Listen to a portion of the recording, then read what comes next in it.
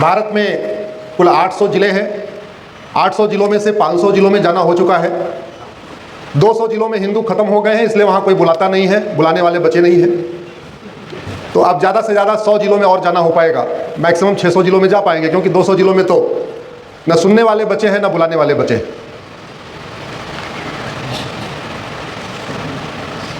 आज मैं बहुत दुविधा में हूँ। ये कहिए त्रिशंकु में आ गया हूँ। मंदिर में कार्यक्रम हो रहा है तो विषय संविधान के उन आर्टिकल्स का होना चाहिए जो हमारे मठ मंदिर से रिलेटेड है। कार्यक्रम अधिवक्ता बंधुओं ने तय किया है तो विषय जुडिशियल रिफॉर्म से होना चाहिए। मुख्य अतिथि भूतपूर्व जज रहे हैं और बहुत फांसी वांसी दिए हैं, तो विषय कुछ इस तरीके का होना चाहिए। सामने बहुत सारी बहन बेटियां बैठी हैं तो विषय वैसा होना चाहिए। गुजरात सरदार पटेल की धरती है, उनकी जन्मभूमि है, तो विषय कुछ अलग भी होना चाहिए। तो ऐसा विषय करते करते कल सुबह तक हम लोग यहाँ बात कर सकते हैं। तैयार हैं क्या? जोर से बोलिए ज़रा। लेकिन इतना समय है नहीं, तो इसलिए मैं राम राज्य पे एक विषय पे बात करूँगा। राम राज्य की पहली आवश्यकता है सब नर करहि परस्पर प्रीति, चलहि स्वधर्म निरत श्रुत नीति। जिन लोगों ने रामायण पढ़ा है, उत्तरकांड पढ़ा है, वहाँ पे राम राज्य का वर्णन है। और भी बहुत सारी चौपाइयाँ लिखी हैं, लेकिन उसमें से एक चौपाई है सब नर करहि परस्पर प्रीति, चलहि स्वधर्म निरत श्रुत नीति। अल्प मृत्यु नहीं कौनो पीरा, सब सुंदर सब बिरु शरीरा। नहीं दरिद्र को दुखी न दीना, नहीं कोई अबुद्ध न लक्षण हीना। उत्तरकांड में जो लगभग 20 चौपाइयों में पूरे राम राज्य का वर्णन है, आप वो 20 चौपाई पढ़िए और भारत का पूरा संविधान पढ़िए और संविधान के लक्ष्य को समझने की कोशिश करिए।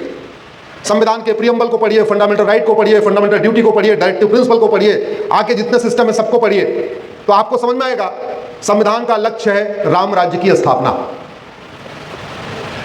अब राम राज्य को और अगर छोटे में एक्सप्लेन करें, वाक्यों में एक्सप्लेन करें, तो राम राज्य को 4 वाक्यों में एक्सप्लेन किया जा सकता है, या भारत के संविधान को 4 वाक्यों में एक्सप्लेन किया जा सकता है। मेरे साथ जोर से बोलिए, धर्म की, अधर्म का, प्राणियों में, विश्व का। यही भारत के संविधान का लक्ष्य है और यही राम राज्य का लक्ष्य है। पूरे के पूरे संविधान को अगर 4 वाक्यों में कहना हो तो यही है, धर्म की जय हो, अधर्म का नाश हो, प्राणियों में सद्भावना हो, विश्व का कल्याण।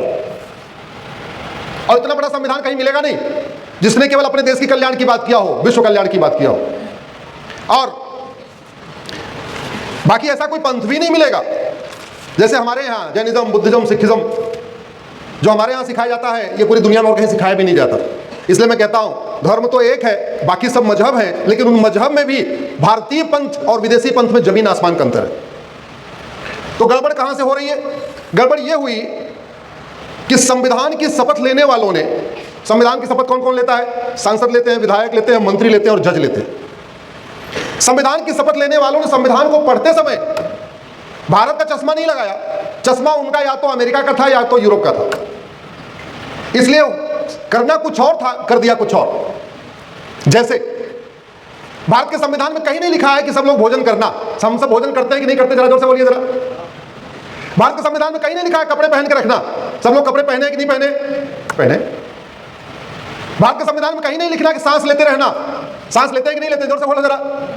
अरे भाई इतना साइलेंट रहोगे तो मजा नहीं आएगा। भारत के संविधान में कहीं नहीं लिखना है कि नहाना, नहाते कि नहीं नहाते? जोर से बोलिए जरा। भारत के संविधान में कहीं नहीं लिखना शादी करना, शादी करते कि नहीं करते? भारत के संविधान में कहीं नहीं लिखना है कि बच्चे पैदा करना, कर रहे हैं कि नहीं कर रहे? भारत के संविधान में कहीं नहीं लिखना है संन्यास ले लेना, संन्यास ले रहे हैं कि नहीं ले रहे? तो भारत के संविधान में वो बातें लिखी हैं जो एक्सेप्शन चीजें हैं, जो सामान्य मनुष्य करता है वो नहीं लिखा हुआ है इसमें। जो असामान्य होता है वो लिखा हुआ है। इसलिए भारत में धार्मिक संविधान में धार्मिक स्वतंत्रता का कहीं वर्णन ही नहीं है। क्यों? क्योंकि मानव का कार्य ही धर्म करना है।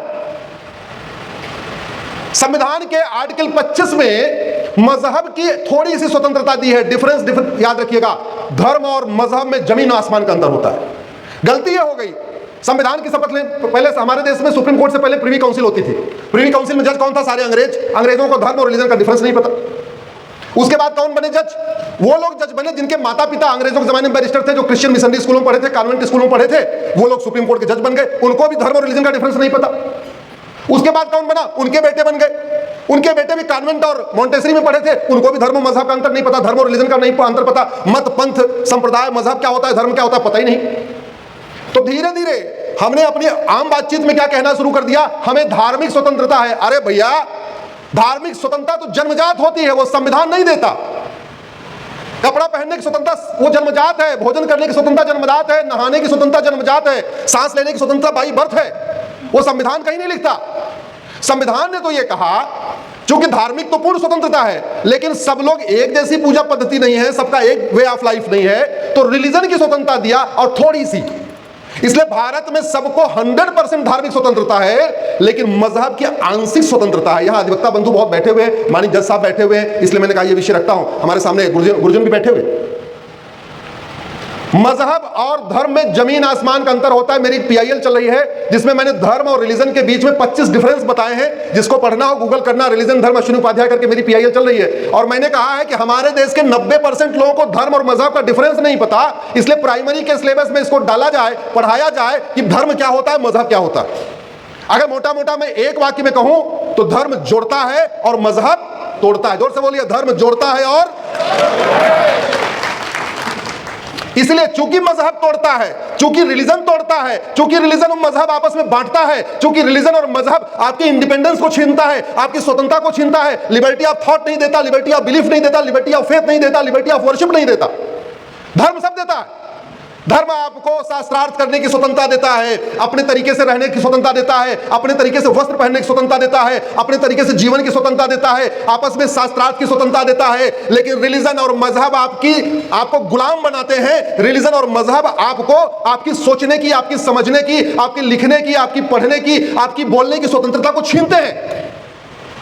उदाहरण दे देता हूं, मनुस्मृति पे आप पूरी शास्त्रार्थ कर डालिए, जितना मन करिए आपस में डिस्कस कर लीजिए, मनुस्मृति को जला दीजिए, मनुस्मृति का पन्ना फाड़ दीजिए, गला कटेगा क्या? जोर से बोलिए जरा।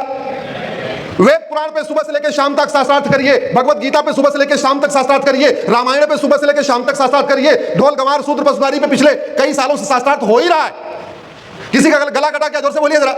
नहीं, क्यों? क्योंकि सनातन धर्म है, सनातन रिलीजन नहीं है। हिंदू धर्म है, हिंदू रिलीजन नहीं है, हिंदू मजहब नहीं है। किसी की हिम्मत जो कुरान के ऊपर पब्लिक डिबेट करके दिखा दे? है किसी की हिम्मत? क्या? जोर से बोलिए। और कर दिया तो क्या होगा? क्योंकि वो धर्म नहीं है, वो मजहब है। किसी की हिम्मत की बाइबल के ऊपर पब्लिक डिबेट करके दिखा दे? नहीं, क्योंकि वो धर्म नहीं, वो मजहब है। धर्म आपको स्वतंत्रता देता है और मजहब आपको गुलाम बनाता है। जब वंदे मातरम हम लोग गा रहे थे तो मैं सोच रहा था, एक मेरी पीआईएल अलग से वंदे मातरम पे चल रही है। आपको जान के आश्चर्य होगा कि वंदे मातरम को आज तक न राष्ट्रगान का दर्जा मिला है, न राष्ट्रगीत का दर्जा मिला। कोई दर्जा ही नहीं उसको। हम राष्ट्रवादी लोग जबरदस्ती उसको राष्ट्रगीत कहते रहते हैं, हमारी भावना है, बहुत अच्छी बात है। और इसलिए बार बार वंदे मातरम का अपमान किया जाता है। क्यों? क्योंकि जनगण मन का अपमान करने पे 3 साल सजा है। वंदे मातरम को कोई दर्जा ही नहीं है, कोई लीगल स्टेटस नहीं, कोई कानूनी स्टेटस नहीं है, तो आप अपमान कर लो, कोई फर्क नहीं पड़ता। वंदे मातरम का अपमान करने वाले जानते हैं कि इसको किसी प्रकार का कोई दर्जा नहीं है, इसलिए आए दिन अपमान करते रहते। जब ये बेटियां राष्ट्र आराधन कर रही थी तो मैं सोच रहा था, हमारी बेटियां तो राष्ट्र आराधन कर रही हैं। पहले पूरे भारत में राष्ट्र आराधन होता था। दुर्योधन का ननिहाल जहां से माता गांधारी आई थी, अरे ये भजन नहीं गाते थे, ये गीत नहीं गाते थे, अलग तरीके से होता था कि नहीं होता? होता था। वो दुर्योधन का ननिहाल गंधार अब क्या कहलाता है? जोर से बोलिए जरा। अफगानिस्तान। अब वहां बहन बेटियों की ये स्वतंत्रता है क्या जो आज स्वतंत्रता हमारी बहन बेटियों के यहाँ पे है? वहां बहन बेटियों की क्या हालत है? कभी यूट्यूब करके देख लेना, एकदम ऊपर से नीचे तक ढकी है। तो क्या हुआ? धर्म ने बेटियों को स्वतंत्रता दिया और मजहब ने बेटियों को, जोर से बोलिए जरा, गुलाम बना लिया। इतनी छोटी सी बात हमारे संविधान की शपथ लेने वाले सांसदों, विधायकों, मंत्रियों, जजों को आज तक समझ में नहीं आई।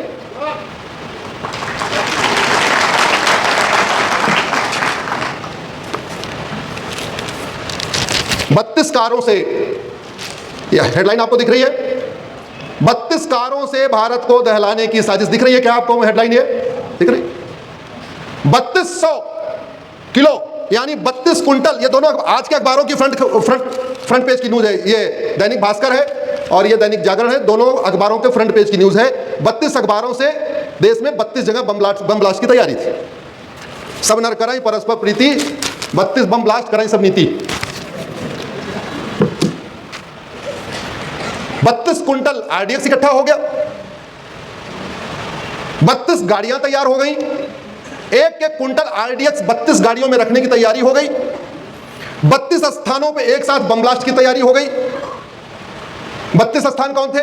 दिल्ली, गुड़गांव, फरीदाबाद, गाजियाबाद, नोएडा, काशी, मथुरा, अयोध्या, हरिद्वार, जयपुर, चंडीगढ़, देहरादून, लखनऊ, भोपाल, ऐसे 32 शहरों पे बम ब्लास्ट की योजना बनी।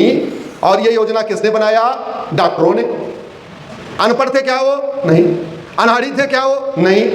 एमबीबीएस, एमडी, एमबीबीएस, एमएस, कोई गाइनोलॉजिस्ट, कोई फिजिशियन, कोई सर्जन। और इतने पढ़े लिखे डॉक्टरों को किसने गुमराह कर दिया, किसने ब्रेन वॉश कर दिया? कश्मीर के एक तीसरी कक्षा पढ़े हुए मौलवी ने। कश्मीर का एक तीसरी कक्षा पढ़ा हुआ मौलवी MBBS, MD, physician, surgeon, cardiologist, gynaecologist सबको गुमराह कर दिया। अभी तक लगभग 10 डॉक्टर पकड़े जा चुके हैं, कुल 400 डॉक्टर राडार पे हैं।